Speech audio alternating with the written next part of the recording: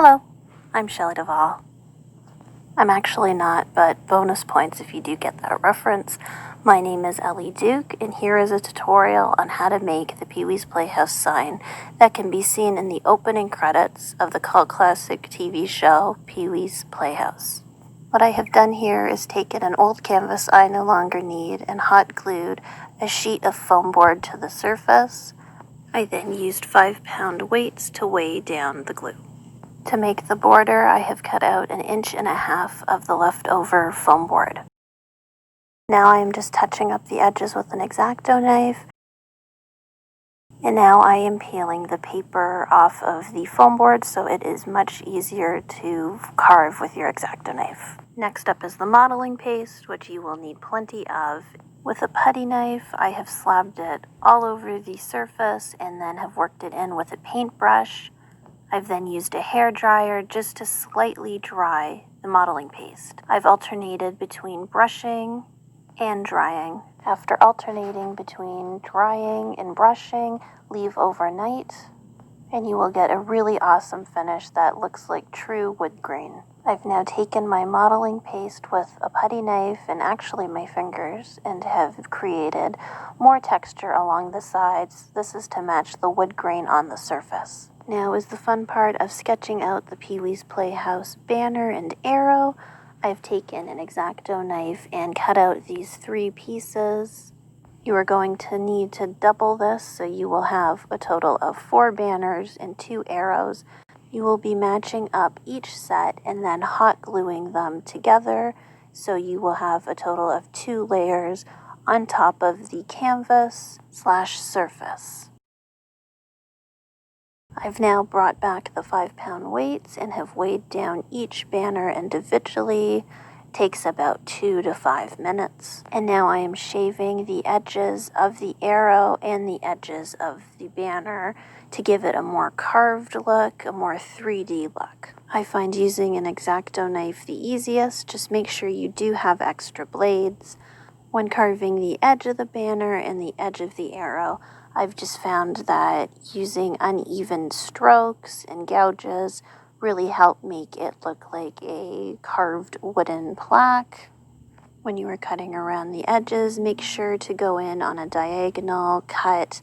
This is to make it look more 3D. I've now taken the modeling paste and have made the wood grain strokes with a brush. The more volume, the more paste, the better.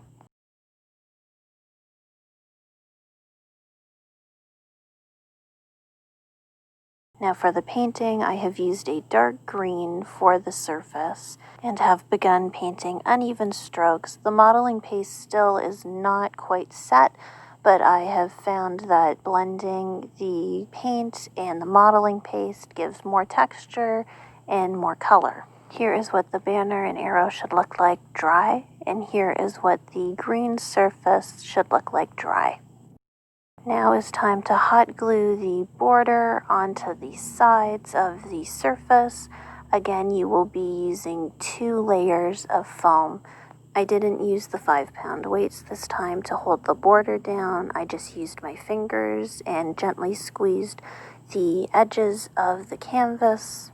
The hot glue should be sealed into place now. I am now carving the edges of the border just like I did with the Pee-wee's Playhouse banner and arrow. I am making all kinds of cuts, long cuts, short cuts, and gouges. This is just to make it look like wood. Here is what your edges should look like. I am now going to take my hot glue gun and fill in the gap between the canvas and the added border. I've now taken my putty knife and paintbrush, finger, whatever, and I'm adding texture to the sides to match the top of the border, which looks like wood grain. This is what it should look like. I have let it dry overnight. Now for the fun part of painting again, I've used a bright red for the arrow and have put it aside to dry. I've now mixed orange, dark brown, and white paint. Make sure you make extra for the 2 banners and for the border/sides. The color of wood you want to paint is totally up to you. I made mine a little darker than the original Pee-wee's Playhouse sign. Keep in mind you can always paint lighter, and then later on, once the paint dries, do a dry brush of darker paint to give it a more 3D wood look. Here's what the banners and arrows should look like painted. I'm now going to take a Sharpie and write out my letters. You can use a pencil in case you mess up, but I've decided to use a Sharpie because I'm awesome. With a new blade on my Exacto knife, I'm now going to carve out the letters. Make sure you do not cut all the way through the foam, just barely cut the first layer of foam. Now that I am done carving each letter, I am now going to score each letter to give it a more textured look. I just have done uneven gouges again. With the gouging, make sure you don't go through the foam layer.